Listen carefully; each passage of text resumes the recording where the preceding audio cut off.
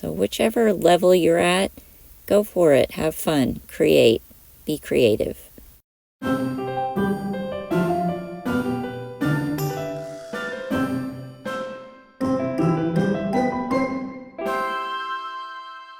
Hey guys, join me today as we make this copper and beaded bookmark. I think it's really cute and I think you're going to enjoy it, especially if you enjoy reading. First, we're going to need a spool of 18 gauge wire and one piece cut at 8 inches long. We're also going to need the spool of 20 gauge copper wire and a spool of 24 gauge copper wire. When I say spool, I mean just a length of, some people don't have a complete spool. We also need about 6 to 8 beads of varying sizes and color. We need some round nose pliers, some chain nose pliers, some flush cutters, a chasing hammer or some type of hammer to flatten your wire, a file of any kind, a bench block or something you can hammer your wire on, and these micro mesh polishing pads are what I'll be using in this video, but you can use a tumbler or any other type of polishing techniques you may have to polish your metal. So let's get started. So first we're going to take that 18 gauge 8-inch piece of copper wire and use our round nose pliers and grasp right at the end of that wire there and start wrapping around one of the barrels of your round nose pliers to make a small little loop at the end, just like that. And now we're going to form a hook at the end of this bookmark to kind of resemble a shepherd's hook. So as you can see, that's looking a bit like that shepherd's hook look that I'm going for. And there's a little flat spot here on that, so I'm going to go ahead and adjust that with my chain nose pliers to give it a little bit more of a rounding right there. There you go. And now we're going to add a little design to the part that lays on the page in the book. So I'm generally start that about 1.5 inches from the top. And I'm going to make a zigzag design here. You can do whatever you like for whatever design you want with your bookmark. This is where creativity comes into play, so have fun with this. You can do little curves and swirls. You can even do a word in your bookmark and create some sort of word across there. This is just a simple, more beginner-friendly design here. So whichever level you're at, go for it. Have fun. Create. Be creative. So here I'm going down the wire, creating the zigzags back and forth. And I think I do about 7 little bends for my zigzag. And then at the very end, I'm going to straighten the wire up. And I'll show you that here in a second. So I'm just getting this just perfect the way I like it. And this is where I'm going to add that straight bend to kind of come in line with the top of my bookmark, so it looks nice and even and straight there. As you can see, I've done. Now I'm going to do a bit of adjustment because I'd like for this to be a little bit more in line with the top there. There we go. And now we're going to get ready to do the next part, which is hammering out this whole bookmark. We want it to be hammered pretty flat because you want it to fit nicely between the pages and not ruin your binding. So we're going to start at the top and work our way down. And I've sped up the video here a little bit just so that it's not too mundane and boring to watch. And I'm going to hammer this end a bit more than I'm going to hammer the rest of it because I want to flare that out. And I'm going to show you that more here in just a minute. And as you can see, I flipped the whole piece over and I'm hammering and being more concentrated on the bends or the corners to make sure this doesn't come unbent. So you really want to hammer on those areas. It will harden it up really well, but you want it nice and flat. So here I'm just kind of making sure I get it good. And there you can see it's pretty thin. And there you can see the end is pretty flared out, but I'm going to go ahead and flare it just a bit more, just so that we can get a nice little wide end on there. And as you can see here, we've got it nice and flared out, and a nice little area that we can now file. Obviously it's going to be sharp, and we don't want to tear our pages or cut ourselves on this wire, so it's best to go ahead and file that nice and smooth to the touch. So I'm going to go ahead and round this edge over. Just gives it a nicer appearance. And this just takes a couple of minutes to do. It shouldn't take very long.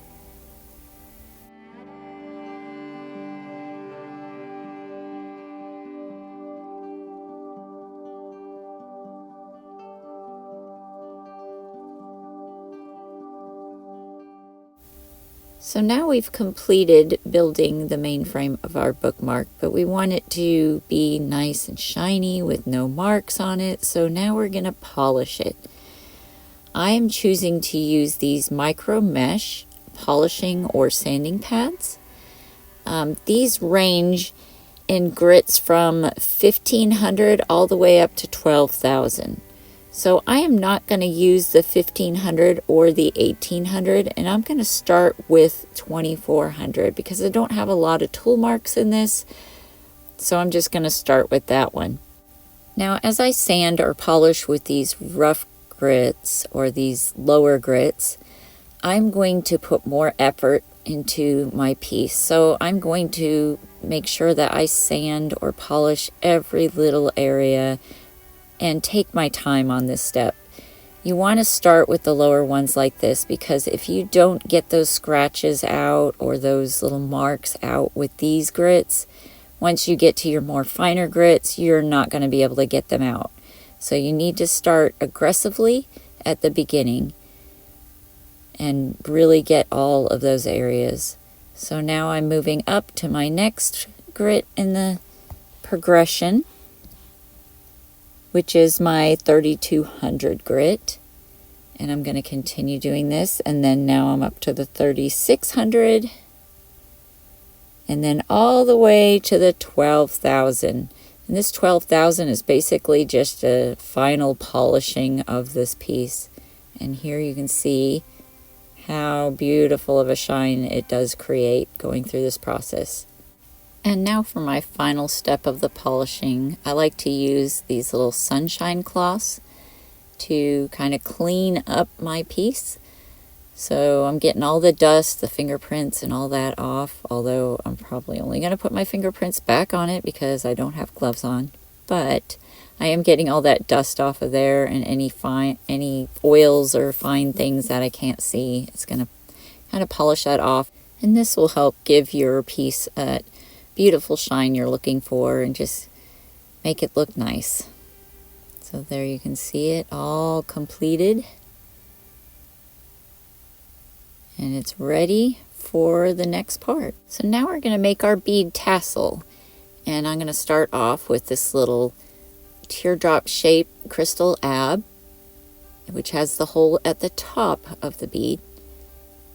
And then here is one of my rondelle beads that I have. I also have a round cracked glass bead in turquoise here, and that is an 8mm bead. And then I have this 6mm rondelle white bead, and then I have this little 4mm rondelle clear and a 4mm round turquoise bead, faceted,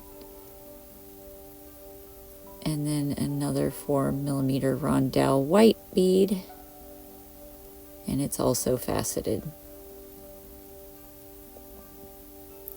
And that's kind of the order I'm going to do it in.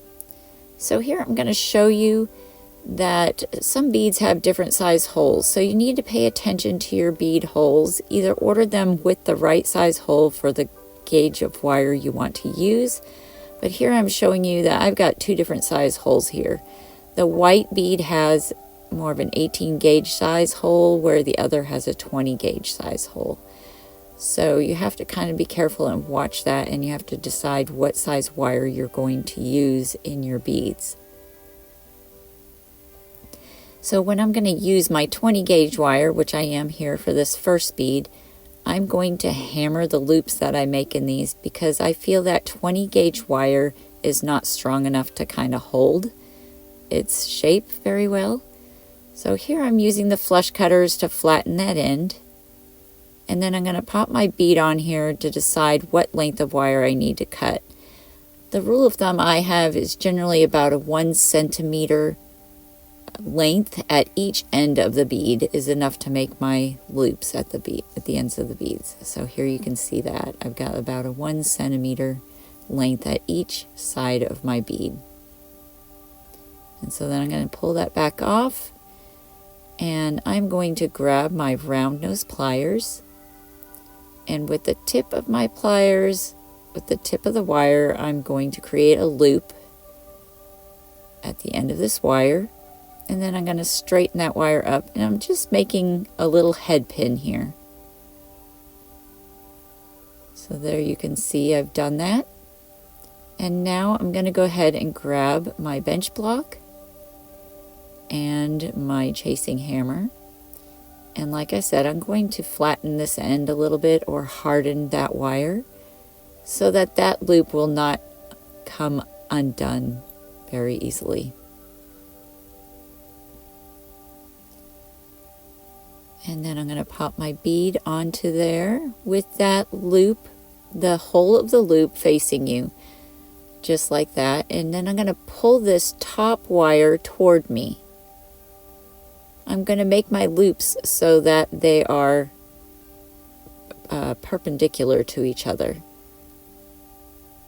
So here I'm going to show you that I'm going to cut this wire, and I'm going to cut it a little long just so you can see how you can fix this if you do end up cutting it too long, because until you know how, or get an idea of how long or this length of wire should be, it's going to be hard to do this. So here I'm creating a loop, and notice I've got a little gap between the end of that loop and the bead, so this bead is just going to wiggle around in there and just be all sloppy. So to make that nice and tight, I'm just going to cut off a little bit of this end of this loop and grab my round nose pliers and put them back in that loop, and then just bend over that loop to join back again right up against the bead. Now see how that's much tighter now. This bead is not going to move around and wiggle around. And so now carefully I'm going to put this onto my bench block and carefully hammer the end of that wire to harden the wire so that it will not come apart as easily.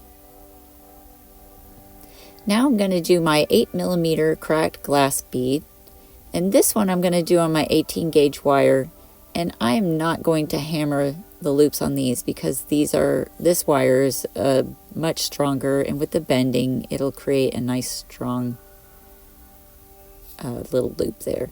So here you could see that little point from the flush cut on the wrong side of the flush cut pliers.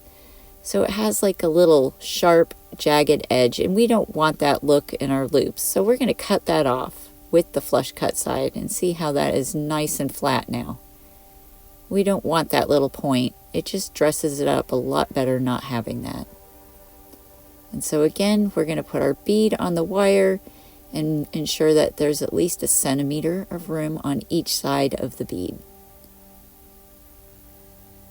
So here you can see. And if it's a little bit longer, that's okay. It's better to be longer than shorter. You can always cut some off. You can't add wire back on. So now we're going to take our round nose pliers again at the end of that wire, create our loop. I'm sorry, I'm going off screen a little bit there. And then straighten it out to make our little head pin. And then we're going to pop that bead back on there, and again with the whole of the loop facing you, we're going to bend that top wire toward us like that at about a 90-degree angle. And then with my flush cutters, I'm going to cut where I think that would be a good size, and that's generally about probably 8 centimeters from the top of the bead. And here we're going to go ahead and create our loop and get it all the way up against the bead, just like that, and we're nice and tight, no play on that bead.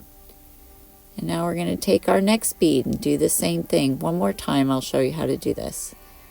So we're going to put it on the wire after I've already flush cut the end of that wire, ensuring that's about 1 centimeter of length above and below that bead. Grabbing my round nose pliers, I'm going to bend a loop at the top there, just like that. And this time I've stayed in screen, so that's a good thing. And we're just creating this little head pin. There you can see that. And now I'm going to grab my rondelle bead and pop it on. And then with that loop hole facing us, we're going to take that top part of the wire, bend it toward us at about a 90-degree angle. And then we're going to grab the round nose pliers and create the loop at the top. Bring it in around so that the bottom of that wire hits the bead or back in toward that wire, just like that. So now we just need to go ahead and do the last 3 beads before we get to that teardrop shape. Now, as you can see, this bead has a hole at the very top of the bead, unlike the other beads where the hole was in the center. So because this bead has the hole at the top, it's very delicate, especially given that this is a crystal bead, and using thicker gauge wires, it will break easily. So I'm going to use this 24 gauge wire to make my loops on this bead, or my attachment to this bead. So I'm going to grab my flush cutters and cut about a 2.5 to 3 inch piece of this wire. Now there's a couple of different ways we can do this here. What I'm going to do is thread this wire through the top of the bead and then get my tail of the wire about 1 inch from the end and pull them both up and make a little loop like this. You can also use round nose pliers and make your loop, and then thread your bead onto the end of that wire and then wrap your wraps. But in my case, I just like to freehand it. I don't usually use it with this thin wire. It's a lot easier to do it this way for me. So now with the longer length of wire, I'm going to straighten that up. And then with that shorter tail, I'm going to wrap around the longer length wire. And I'm going to wrap around about 3 times. So there's my second time, and here's the third time. Just like that. And then I'm going to flip this over. And I'm going to take my chain nose pliers and tidy up those wraps, smushing them all nice and close together. And then grab my flush cutters and cut the little tail end off of this wire. And with my chain nose pliers, I'm going to burnish that down against the longer length of wire, just so we don't have anything to snag. We don't want to tear up any pages or our book cover or anything like that. And now we're going to bend this wire off to the left and then put our next bead on. Again, I'm going to freehand shape my loop. You can definitely use your round nose pliers to make that loop, then thread your bead on before wrapping the wire around. This is how I do it. So I got my bead on and I'm going to make my little loop. Come around just like that, And now I'm going to take that tail end of the wire and wrap it around the previous wraps I had already done. So I'm going to go around a couple of times here over the top of the other wraps. So there's one, and then a second wrap, and then come around to the back, just like that. And then I'm going to grab my flush cutters and cut off the excess of this wire. And I don't quite cut all the way through here, but that's okay. I can grab the tail and just bend it a bit and it comes right off. Now with my chain nose pliers, I'm going to smush that wire down in there, burnish it down, and make sure there is no snaggy pieces to catch on anything. And there you can see my attachment there. It's nice and strong, but yet delicate enough not to break the tip of that crystal bead. And it will hang nice and free there. Now we're going to add our other beads to the top of this bead. So I'm going to grab my chain nose pliers and open this loop. And the way to do that is to twist it.